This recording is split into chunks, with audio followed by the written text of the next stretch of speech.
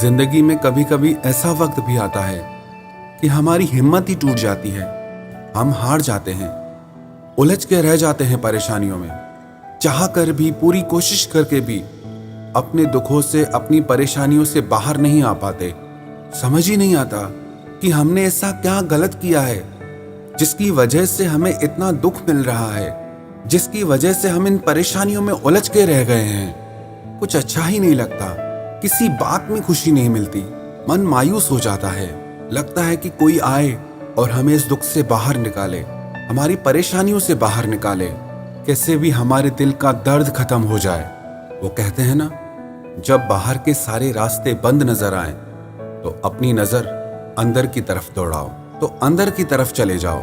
अपने दिल की गहराइयों से परमात्मा को पुकार करो, अपने दिल की गहराइयों से अस्तित्व को, परमात्मा को, इस प्रकृति को, अपने रब को, अपने खुदा को दिल से पुकारो, दिल से प्रार्थना करो।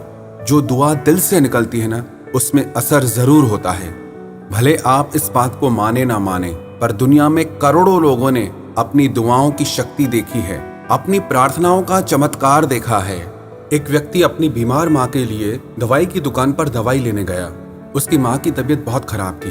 वो दवाई वाले के पास जाकर बोला कि मुझे जल्दी दवाई दो, मेरी माँ की तबीयत बहुत खराब है। लेकिन उस समय दवाई वाला अपने दोस्तों के साथ दुकान पर बैठकर शतरंज का खेल खेल रहा था। वो उस खेल में इतना मगन था कि इसके दवाई मांगने पर दवाई वाले को गुस्सा आ गया कि कौन आ गया है बीच में मुझे तंग करने। उसने गुस्से गुस्से में जो दवाई हाथ में आई उस व्यक्ति को पकड़ा दी। थोड़ी ही देर में उस दवाई वाले का शतरंज का खेल खत्म हो गया। जब खेल खत्म हुआ तब उसे एहसास हुआ कि उस लड़के को उसने गलत दवाई पकड़ा दी है। और जैसे ही उसने देखा कि जो दवाई मैंने उस लड़के को दी है वो बहुत खतरनाक है, बहुत नुकसान करने वाली है, ये सोचकर वो दवाई वाला बहुत डर गया और मन ही मन परमात्मा से प्रार्थना करने लगा, पुकार करने लगा कि कैसे भी करके वो दवाई उसकी माँ तक ना पहुंचे, कैसे भी करके ये बात रुक जाए। वो अपने सारे काम छोड़कर प्रार्थना में बैठ गया और परमात्मा से कहने लगा कि मेरी इस गलती की सजा उसकी माँ को ना मिले। जब उसके दिल से ऐसी सच्ची पुकार निकली, उसका ऐसा असर हुआ कि जैसे ही वो लड़का अपने घर पहुंचने वाला था तो घर की सीढ़ी पे पैर रखते ही वो दवाई की बोतल उसके हाथ से छूटकर जमीन पर गिरकर टूट गई। अब वो लड़का वापस उस दवाई वाले के पास आया और उससे आकर वापस दवाई मांगने लगा कि मेरे हाथ से वो दवाई की बोतल छूट गई है, आप मुझे दूसरी दवाई दो। उसकी ये बात सुनकर वो दवाई वाला हैरान हो गया कि परमात्मा कैसे रक्षा करते हैं, कैसे हमारी प्रार्थना को सुनते हैं। फिर उस दवाई वाले ने उसे सही दवाई देकर कहा कि मुझे इसके पैसे नहीं चाहिए, आप ये दवाई अपनी माताजी को पिलाइए, वो जरूर स्वस्थ हो जाएंगी। जहाँ पर इंसान को ये लगता है ना कि मेरी ताकत नहीं चलेगी, अब मेरे बस की बात नहीं, जहाँ ये लगता है कि अब मैं कुछ कर नहीं सकता, फंस गया हूँ। कहते हैं ना, जो बात दवा से बन न सके वो बात दुआ से होती है। कई बार जो बात हमारी ताकत से नहीं हो पाती, हमारी दुआओं से हो जाती है, हमारी प्रार्थनाओं से हो जाती है। एक बार एक बुजुर्ग व्यक्ति एक नदी किनारे बैठे हुए थे। उन्होंने देखा कि नदी से एक कछुआ बाहर निकल कर आया है, जिसकी पीठ पर एक बिच्छू सवार होकर आया है। कछुए की पीठ पर बैठकर वो बिच्छू उसके साथ जा रहा था। वो बुजुर्ग व्यक्ति भी उस कछुए का पीछा करने लगे कि देखें ये कहाँ जाता है। वहीं पर एक पेड़ के नीचे एक नौजवान लड़का परमात्मा को प्रार्थना कर रहा था। उसमें डूबा हुआ था, उसे होश ही नहीं था।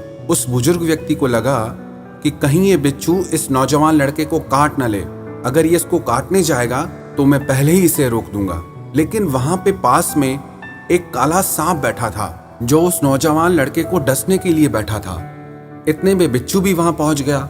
उस बिच्छू ने सांप को डंक के ऊपर डंक मारकर बेहोश कर दिया, जिसकी वजह से बिच्छू का जहर सांप के जिस्म में घुस गया और वो सांप वहीं बेहोश होकर गिर गया। उसके बाद वो बिच्छू वापस चला गया। थोड़ी देर बाद जब वो लड़का उठा तब उस बुजुर्ग ने बताया कि कैसे उस खुदा ने, परमात्मा ने तेरी हिफाजत के लिए उस कछुए को दरिया के पार लगाया, फिर कैसे उस छोटे से बिच्छू ने एक जहरीले सांप से तेरी रक्षा की है। ऐसे ही जो लोग दिल से दुआ करते हैं, दिल से पुकार करते हैं, दिल से प्रार्थना करते हैं, उनकी बड़ी बड़ी मुश्किलें भी बहुत आसानी से खत्म हो जाती हैं। जहाँ लगता है कि सारे रास्ते बंद हो गए, वहाँ नए रास्ते नजर आते हैं। जहाँ लगता है कि सब अपनों ने साथ छोड़ दिया है, वहां कोई अनजान आकर के हमारा हाथ थाम लेता है। कुछ लोग इन बातों को मानते हैं और कुछ लोग इन बातों को नहीं मानते हैं। मंत्रे तीर्थे द्विजे देवे देवग्ने भेषदे गुरो यादृशी भावना यस्य सिद्धिर्भवति तादृशी।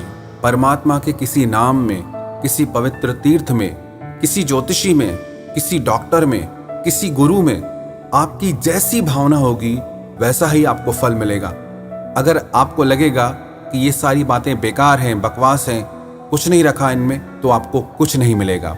पर अगर आपको विश्वास है कि ये चीज़ें मेरी ज़िंदगी में चमत्कार करती हैं, असर करती हैं, तो वो चीज़ें आपकी ज़िंदगी में ज़रूर असर करती हैं।